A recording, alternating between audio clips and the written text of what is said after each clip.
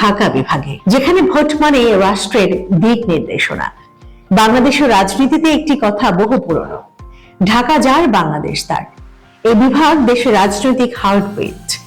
রাজধানী ঢাকা গাজীপুরের শিল্পাঞ্চল, নারায়ণগঞ্জের বন্দর অর্থনীতি, মানিকগঞ্জের নদী বিধৌত কৃষি আর টাঙ্গাইলের তাঁত শিল্প, সব মিলিয়ে ঢাকা বিভাগ এক বিশাল রাজনৈতিক ক্যানভাস, যেখানে প্রতিটি ভোট জাতীয় ক্ষমতার পাল্লা নড়াচড়া করায়।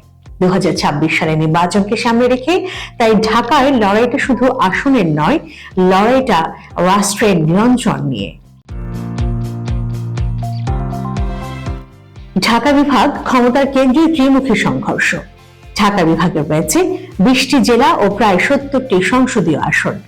এখানে দেশের সবচেয়ে বড় মধ্যবিত্ত, সবচেয়ে বড় শ্রমিক শ্রেণী এবং সবচেয়ে বড় তরুণ ভোট ব্যাংক। 2026-এ ঢাকায় মূলত তিনটি শক্তির মুখোমুখি অবস্থান স্পষ্ট: অভিজ্ঞতা, আদর্শ, তারুণ্য।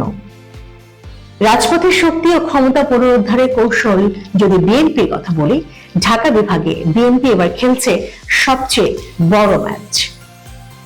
রাজধানী ও পার্শ্ববর্তী জেলাগুলোতে তারা নামিয়েছে তাদের সবচেয়ে পরিচিত ও পরীক্ষিত মুখগুলো। ঢাকা 17 গুলশান বনানী। বিএনপির ভারপ্রাপ্ত চেয়ারম্যান তারেক রহমান এই আসনে তার প্রার্থিতা পুরো ঢাকায় রাজনৈতিক উত্তাপ বাড়িয়ে দিয়েছে। ঢাকা 13 আধুনিক রাজনৈতিক ভাষা ও শিক্ষিত ইমেজ নিয়ে মাঠে ববি হাজ্জাজ। ঢাকা মহানগর মির্জা আব্বাস, গর্ষা চন্দ্র রায়ের মতো রাজপথ কাঁপানো নেতাদের পাশাপাশি তরুণ পেশাজীবীদেরও জায়গা দিয়েছে বিএনপি। বিশ্লেষকদের মতে বিএনপির কৌশল স্পষ্ট: ঢাকা জিতলেই সরকার। শৃঙ্খলা সংগঠন আর ক্লিন পলিটিক্স যারা ধারণ করে তাদের কথা বলছি। ঢাকা বিভাগে জামায়াত এবার নীরব কিন্তু হিসেবে। তাদের শক্তি, সংগঠন, কর্মী শৃঙ্খলা আর ব্যক্তিগত ইমেজ। ঢাকা 15 মিরপুর কাফরুল। জামায়াতের আমির ডক্টর শফিকুর রহমান। এই আসনটি জামায়াতের জন্য মর্যাদার লড়াই। কৌশল: ডক্টর, ইঞ্জিনিয়ার ও উচ্চশিক্ষিত আলেমদের মনোনয়ন দিয়ে তারা ভোটারদের বোঝাতে চায় আমরা শুধু আদর্শই নয়, প্রশাসনিক সক্ষমতাও দিতে পারি।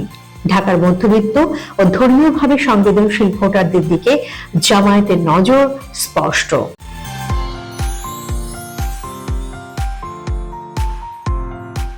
এনসিপি জুলাইয়ের ঢেউ আর শহরে তারুণ্য। নতুন রাজনৈতিক শক্তি ন্যাশনাল সিটিজেন পার্টি এনসিপি এর জন্য ঢাকা হলো অস্তিত্বের প্রশ্ন।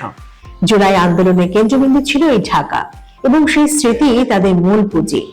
ঢাকা 11 বাড্ডা ভাটারা।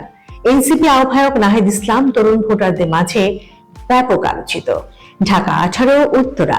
আরিফুল ইসলাম আদিব সিনিয়র যুগ্ম আহ্বায়ক। এনসিপির মূল স্লোগান সিস্টেম বদলাও, রাষ্ট্র সংস্কার করো। এবারে কিছু আসন এবং কিছু বড় সমীকরণের দিকে চোখ রাখা যাক। গাজীপুর 2 দেশের সবচেয়ে বড় ভোটার এলাকা। শ্রমিক ভোট যেদিকে যাবে ঢাকার রাজনীতিও সেদিকেই বাঁক নেবে। নারায়ণগঞ্জ বন্দর, শিল্প ও স্থানীয় প্রভাবশালীদের সমীকরণ এখানে ফল নির্ধারণ করে। টাঙ্গাইল ও মানিকগঞ্জ স্থানীয় ঐতিহ্য বনাম জাতীয় রাজনীতির দ্বন্দ্ব বরাবরই এখানে উত্তেজনাপূর্ণ। পিআর সংখ্যানুপাতিক প্রতিনিধিত্ব ঢাকা বিভাগে এই দাবি সবচেয়ে বেশি আলোচিত, বিশেষত তরুণ ও ছোট দলগুলোর মধ্যে। তাহলে ঢাকার পাল্লা কার দিকে? বিএনপি বড় সংগঠন, জনসমর্থন ও হেভি ওয়েট নেতৃত্ব। জামায়াতে কথা বলা চলে, তারা শৃঙ্খলাবদ্ধ কর্মী ও প্রফেশনাল ইমেজ। এনসিপি তারুণ্য ও পরিবর্তনের আকাঙ্ক্ষা ধারণ করে।